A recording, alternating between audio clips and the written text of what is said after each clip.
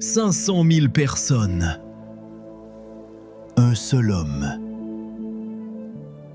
Aucun miracle physique promis. Décembre 2024, Abidjan, Côte d'Ivoire. Un stade déborde. 500 000 âmes se pressent pour écouter un Burundais qui ne promet ni richesse instantanée, ni guérison spectaculaire. Juste 2 mots. Réveille-toi. Ce qui s'est passé ce jour-là défie tout ce que vous croyez savoir sur la foi moderne. Et ce que je vais vous révéler dans les prochaines minutes pourrait bien bouleverser votre propre vision de la spiritualité. Dans cette vidéo, vous allez découvrir le secret caché derrière l'ascension la plus choquante de l'évangélisation africaine. L'histoire d'un homme qui a transformé un cybercafé en mouvement spirituel mondial, et dont le parcours prouve qu'il n'y a pas de destin ordinaire, uniquement des âmes endormies. Mais avant de plonger dans son histoire, posez-vous cette question. Et si vous aussi, vous dormiez spirituellement sans le savoir ? Et si ce message que vous êtes sur le point d'entendre était précisément celui que votre âme attend depuis des années ? Pour comprendre comment Chris Ndikumana est devenu le pasteur du réveil, nous devons remonter à 1993, à un moment où tout semblait perdu, à une nuit qui a tout changé. Nous sommes le 15 juin 1973, à Bujumbura, capitale du Burundi. Dans une famille modeste de 6 enfants, naît l'aîné, Chris Ndikumana. Un enfant timide, au regard posé, un garçon qui rêve grand, devenir le prochain Michael Jordan, courir sur les terrains de basket, entendre la foule scander son nom. Comme beaucoup d'entre nous, Chris grandit avec des rêves ordinaires, le sport, la réussite matérielle, la reconnaissance. Il est brillant à l'école, particulièrement en littérature. Ses enseignants le décrivent comme un garçon humble qui pense grand. Mais la vie au Burundi des années 80 à 90, c'est aussi la pauvreté, les tensions politiques, l'incertitude du lendemain. À 20 ans, en 1993, Chris est étudiant à l'Université du Burundi. Il a des projets plein la tête. Une bourse d'études en Afrique du Sud l'attend. L'avenir semble tracé. Et puis, tout bascule. La plupart des gens cherchent Dieu dans les églises, lors de grandes prédications, entourés de foules exaltées. Mais Chris, lui, va le rencontrer dans le silence absolu de sa chambre d'étudiant. 1993, une nuit comme les autres à Bujumbura. Chris est seul dans sa chambre. Aucun prêcheur, aucune musique gospel, juste le silence. Et soudain, il entend une voix. Pas une voix extérieure, une voix intérieure, claire comme du cristal, qui résonne dans tout son être. Donne-moi ta vie, entièrement. Chris raconte que ce moment a été comme un choc électrique. Il pleure, il tremble. Il ne comprend pas ce qui lui arrive, mais une chose est certaine, il ne sera plus jamais le même. Cette expérience, il l'appelle aujourd'hui sa conversion atypique. Aucun intermédiaire, aucun rituel, juste Dieu et lui. Mais Chris ne sait pas encore que cette nuit n'est que le début. Le début d'un calvaire qui va le briser, avant de le transformer en l'un des leaders spirituels les plus puissants d'Afrique. Ce que je vais vous raconter maintenant est la partie cachée de l'histoire de Chris Ndikumana, celle que personne ne connaît vraiment. Les années d'errance, de souffrance, où il a failli tout abandonner. Mais accrochez-vous, car ce qui vient après cette épreuve est encore plus incroyable. Octobre 1993, le Burundi plonge dans le chaos politique. Les tensions ethniques explosent. Les rues de Bujumbura deviennent un champ de bataille. Chris doit fuir. Il part pour l'Afrique du Sud, espérant cette fameuse bourse d'études. Mais à son arrivée à Johannesburg, c'est le choc. Sa demande est refusée. Imaginez, vous êtes à 20 ans, dans un pays étranger, sans argent, sans connexion, sans plan B. Les rues de Johannesburg sont dures. Chris connaît la pauvreté, la solitude, le découragement. Il tente sa chance en République démocratique du Congo, Lubumbashi. Il se lance dans le commerce de minerais. Peut-être que là, il trouvera sa voie. Mais le destin en décide autrement. Chris est arrêté, jeté dans un camp militaire, battu, dépouillé de tout ce qu'il possède, laissé pour mort. Combien d'entre nous auraient abandonné à ce moment-là ? Combien auraient renoncé à cette voix entendue en 1993 ? C'est dans ce cachot sombre, le corps meurtri, l'âme brisée, que Chris Ndikumana comprend quelque chose de fondamental. Dieu ne l'a pas appelé pour une vie facile. Il l'a appelé pour une mission impossible. Et cette mission, il va la découvrir de la manière la plus inattendue. Chris parvient à s'échapper. Errant, il arrive au Rwanda, Kigali. Il est au bout du rouleau. Plus d'argent, plus d'espoir. Juste une question qui tourne en boucle. Pourquoi Dieu ? C'est là qu'il rencontre une chrétienne, une femme simple qui lui dit une phrase qui va tout changer. Dieu t'appelle à retourner en Afrique du Sud. Ton travail n'est pas terminé. Retourner en Afrique du Sud ? Le pays où tout a commencé à s'effondrer ? Chris est perplexe. Mais la voix intérieure qu'il a entendue en 1993 résonne à nouveau. Cette fois, plus claire, plus forte. Il obéit. Entre 1998 et 2001, Chris vit en Afrique du Sud. Et c'est là, dans ce pays qu'il a d'abord rejeté, qu'il reçoit la vision qui va changer des millions de vies. Dieu lui parle à nouveau. Mais cette fois, le message est précis. Tu vas servir à travers la technologie. Tu vas réveiller mon peuple. La technologie ? En 1996 ? Au Burundi ? Chris ne comprend pas tout. Mais il a appris une chose durant ses années d'errance. Quand Dieu parle, on obéit. Et c'est là que l'histoire devient absolument fascinante. Parce que ce que Chris va faire ensuite ne ressemble à rien de ce qu'on a vu dans l'évangélisation moderne. Pas d'église, pas de dénomination, pas de structure traditionnelle. Juste un cybercafé. 2001, Chris retourne à Bujumbura. Avec les quelques économies qu'il a, il ouvre un modeste cybercafé, Blownet. Pour tout le monde, c'est juste un commerce comme un autre. Des ordinateurs, une connexion internet, quelques clients qui viennent surfer sur le web. Mais Chris, lui, voit quelque chose que personne d'autre ne voit. Il voit l'outil que Dieu lui a montré en 1996. La technologie. Le moyen de toucher des millions d'âmes sans jamais quitter sa ville.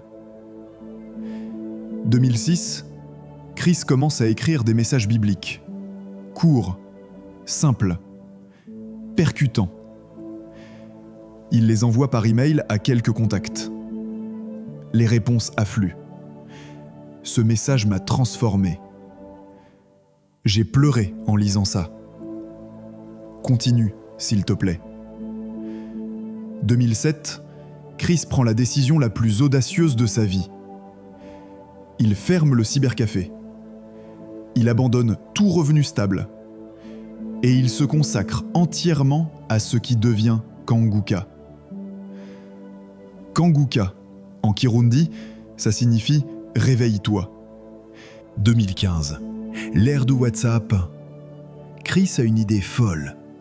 Enregistrer un message vocal de 7 minutes, un message de réveil spirituel et l'envoyer. Ce message devient viral. En quelques semaines, des dizaines de milliers de personnes l'écoutent, puis des centaines de milliers. Les témoignages explosent. J'ai été guéri d'un cancer en écoutant Kanguka. Mon mariage était fini, Kanguka m'a sauvé. Ces audios sont des miracles.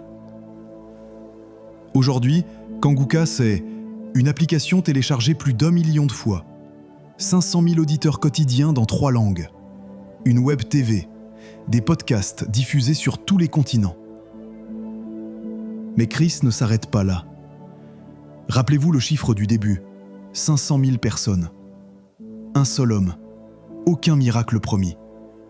Nous y arrivons.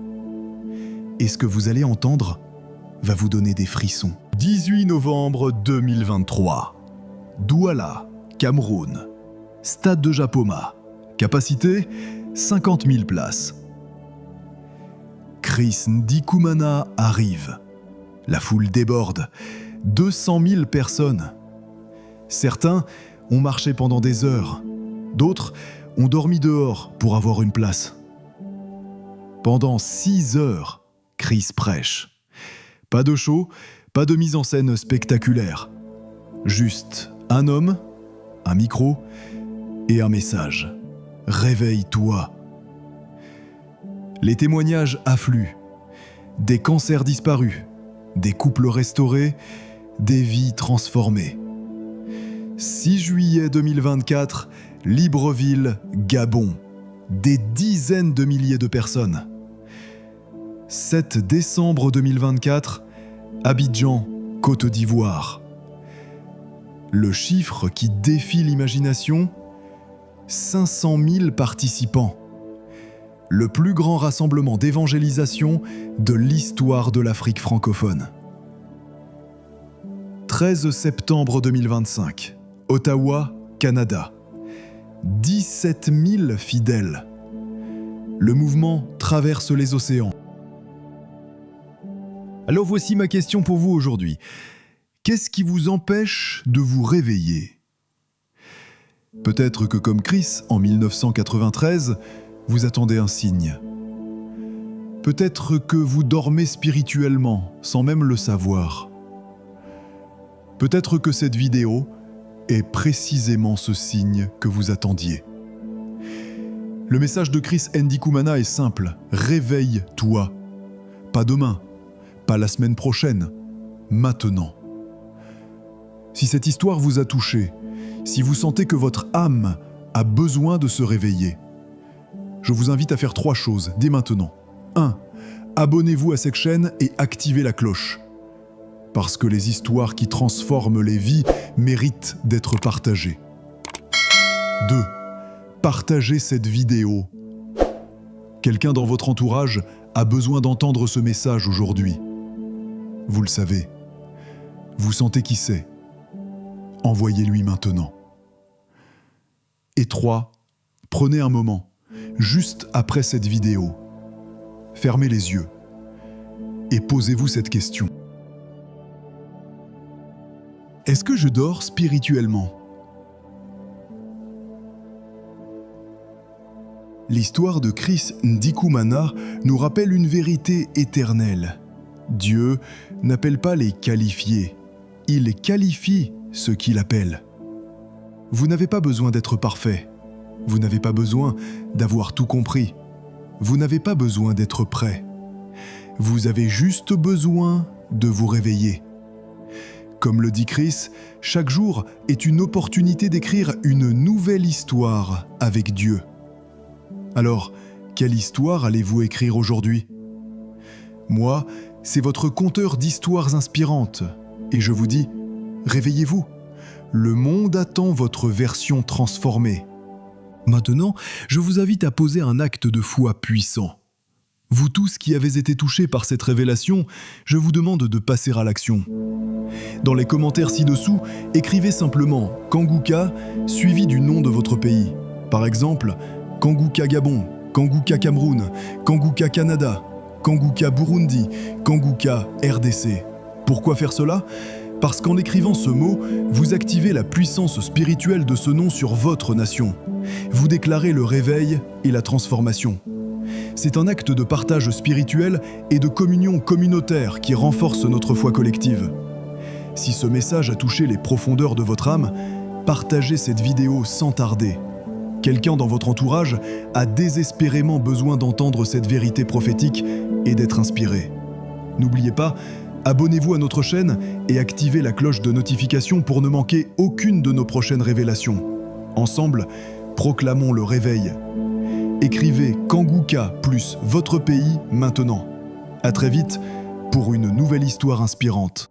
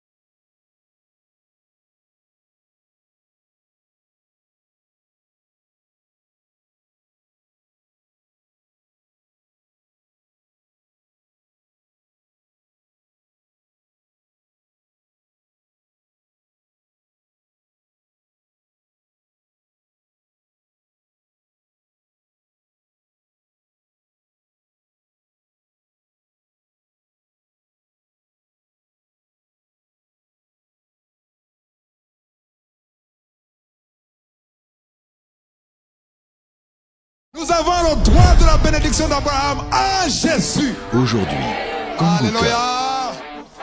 Parce que tu es une nouvelle créature, les choses anciennes sont passées. Voici toutes choses sont devenues nouvelles. à travers des enseignements profonds et des démonstrations d'esprit et de puissance, recevez la plénitude de Dieu pour votre vie. La meilleure façon de chasser le diable, c'est d'élever un sacrifice de louange. Parce que la louange attire la présence de Dieu. Ne manquez